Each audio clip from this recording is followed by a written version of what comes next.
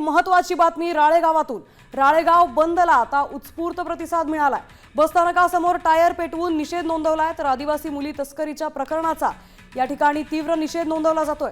दरम्यान या घटनेचा संपूर्ण आढावा घेतलाय आमचे प्रतिनिधी संजय राठोड यांनी। पाहूयात। आता राळेगाव बंदला उत्स्फूर्त प्रतिसाद मिळताना दिसतोय। टायर जाळून या ठिकाणी तीव्र निषेधही नोंदवला जातोय। तर या घटनेचा संपूर्ण आढावा घेतायत आमचे प्रतिनिधी संजय राठोड। पाहूयात।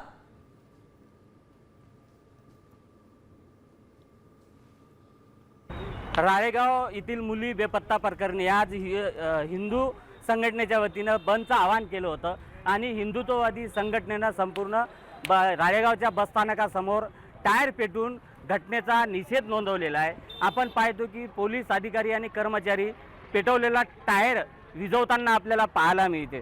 खरं तर 6 महिन्यात राळेगाव तालुक्यातील 34 आदिवासी मुली बेपत्ता झाल्याचा दावा भाजप जिल्हाध्यक्षांनी केला होता। त्यानंतर कालपासून हा वातावरण तापलेलं आहे।